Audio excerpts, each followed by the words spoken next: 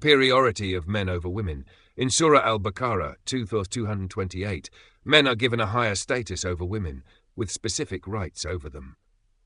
This verse explicitly establishes men as superior to women, raising questions about fairness. If both men and women are humans who need each other, why should men be superior? Women as fields for men. Surah Baqarah 2:223 describes women as fields for men, implying that men may approach their wives however they wish. This verse portrays women as possessions rather than equals, reflecting a problematic view on gender equality. Menstruation as a burden or harm. Surah Al-Baqarah 2:22 describes menstruation as a harm for women. Modern science understands menstruation as a natural biological function tied to hormonal processes, not a punishment or affliction. Why, then, would menstruation be portrayed as a burden from God? Triple divorce rule and halala marriage. Surah Al-Baqarah 2:30 states that if a man divorces his wife 3 times, she cannot remarry him unless she first marries and consummates a marriage with another man, a practice known as halala.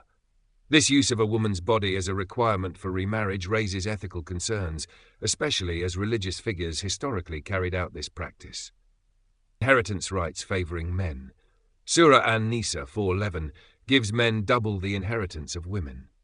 This directly contradicts the principle of equal human rights as upheld by universal declarations of human rights. Treatment of Muslim women who leave non-Muslim husbands. Surah Al-Mumtahina 60 verse 10 advises believers not to return Muslim women who have left their non-Muslim husbands. It states that Muslim women are forbidden to non-believers. This ruling could be seen as breaking up families rather than supporting them. Contradictory financial instructions.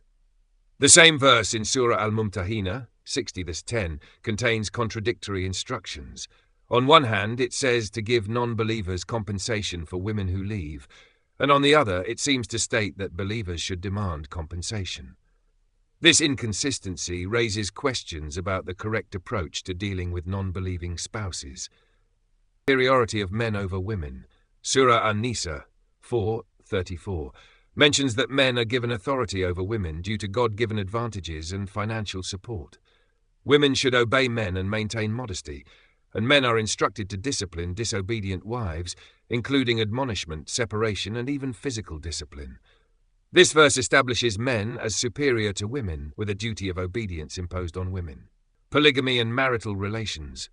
Surah An-Nisa 4:3 allows men to marry up to 4 wives and have unlimited concubines. However, a woman can only be with one husband, even if her husband cannot fulfill her needs.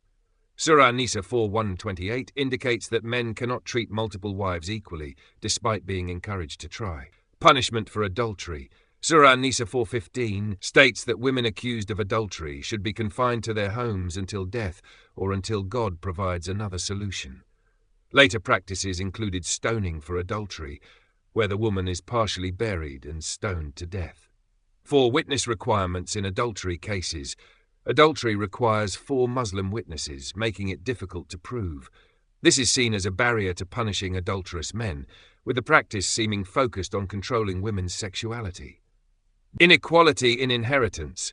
Inheritance laws, Surah An-Nisa 4:11, specify that a woman's share of inheritance is half that of a man's, which raises questions about gender equality in rights. Punishment for disbelievers. Believers are instructed to fight disbelievers and ensure they feel the believer's strength. Surah At-Tawbah 9 verse 123, intending to instill fear and enforce authority. These fighting people of the book. Surah At-Tawbah instructs Muslims to fight people of the book, Christians, Jews, Zoroastrians, if they do not believe in Allah and follow Islamic laws, requiring them to pay a jizya tax with humiliation if they choose not to convert to Islam. Punishment for enemies and corruptors. Surah Al-Ma'idah 5:33 prescribes punishment for enemies of the Prophet and those who spread corruption, including killing, crucifixion, or amputation of limbs. Violence against disbelievers. Believers are instructed to strike fear into disbelievers by cutting off their fingertips and confronting them with violence as punishment for their disbelief. Surah Al-Anfal verses 12-14. Killing polytheists after sacred months. After the sacred months, Muslims are instructed in Surah At-Tawbah 9 verse 5 to kill polytheists wherever they find them, capture and besiege them, unless they repent, convert, establish prayer, and pay zakat. Choosing faith over family. Surah At-Tawbah 9:23 warns believers not to have affection for fathers or brothers who choose disbelief over faith. People of the book seen as impure. Surah At-Tawbah 9:28-29 considers people of the book to be impure and instructs Muslims to fight them unless they pay jizya with submission, not due to polytheism, but rather to ensure they adhere to Islamic authority. Contradictions about the people of the book. There is an apparent contradiction in the Quran where in some verses the children of Israel are favored, but in others they are instructed to be fought if they do not follow Islamic teachings. Non-Muslims viewed as impure.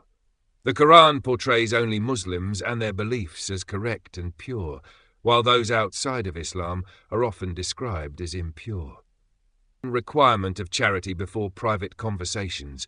In Surah Al-Mujadilah 58 verse 12, believers are instructed to give charity before having a private conversation with the Prophet.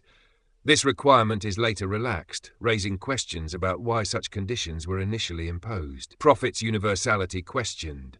Surah Ibrahim 14 verse 4 suggests that prophets were sent only in the language of their own people, leading to questions about whether Muhammad's message was meant universally or specifically for Arabs. Forgiveness for Muhammad's sins. Surah Al-Fath 48 1-2 implies that God forgave Muhammad's past and future sins, suggesting he was not free from sin and raising questions about his infallibility. Creation not universally in pairs. The Quran states that all creatures were created in pairs. However, scientific understanding notes that not all organisms reproduce in pairs, such as single-celled organisms. Rewards in paradise. The Quran describes rewards in paradise, including eternally youthful boys serving believers. This raises questions about the nature of these rewards and their purpose, which seem focused on physical pleasures. Purpose of animal creation for humans. Surah An-Nahl 16:5 describes animals as being created for human benefit, yet the existence of animals predates humanity by millions of years, raising questions about their original purpose. Selective guidance. Surah An-Nahl 16:37 implies that God guides some and leaves others astray, questioning why the Quran would emphasize guidance for some but not intend to reach everyone. Economic inequality. The Quran acknowledges that God has provided some people with more wealth than others, and does not instruct those with more to share, which could imply acceptance of economic inequality. Night journey, Miraj. The verse describing the Prophet Muhammad's night journey, Miraj, from Mecca to the Blessed Mosque indicates a physical separation from the earthly world, where he encounters previous prophets and comes close to God. However, Gabriel, his guide, cannot accompany him to the closest point, suggesting Muhammad surpasses even his teacher. God's presence and location. The Miraj narrative implies God has a location, since the story involves Muhammad approaching God behind a veil, which would suggest a side where God is present and another where he is not, raising questions about God's omnipresence. The Psalms given to David. Surah Al-Isra 17:55 refers to the Psalms given to David, which consist mostly of prayers and praises rather than direct communication from God to humanity, implying that it might not strictly align with divine guidance. Contradiction in reward and punishment. Surah Al-Isra 17:74-75 states that had Muhammad inclined towards the unbelievers, he would have faced double punishment in life and after death, questioning why a greater punishment is indicated, as typically one is punished only in proportion to their wrongdoing.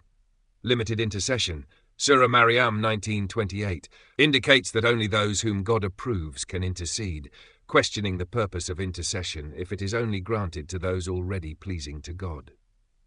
God taking human form. In Surah Maryam 19:16, it is described that God sent his spirit to Mary in human form, which implies a physical manifestation.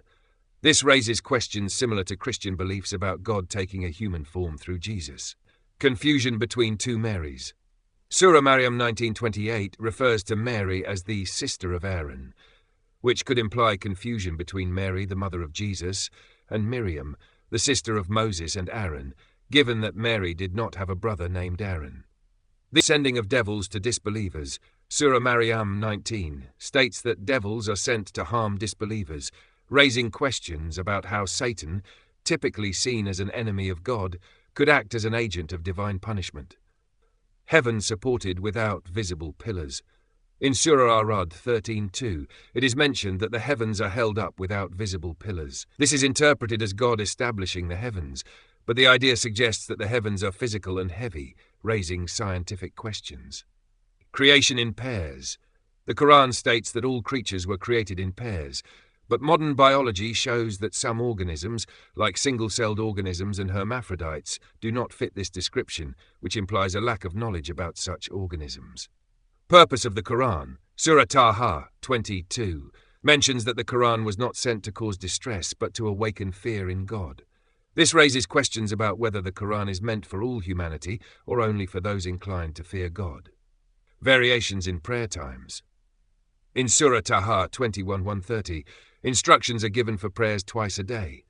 However, Surah Hud 11:14 suggests 3 times a day, and later in Islamic practice it is established as 5 times, raising questions about consistency. Satan's interference with revelation. Surah Al-Hajj 22:52 acknowledges that Satan sometimes interferes with revelations to prophets. This is illustrated by the incident in which Muhammad supposedly recited verses in favor of pagan deities under Satan's influence, which were later removed. Inconsistencies in Quranic instructions. There is a juxtaposition in Surah Al-Baqarah 2:189 between instructions about legal matters and a seemingly unrelated directive to not enter homes from the back, leading to questions about the connection between these topics.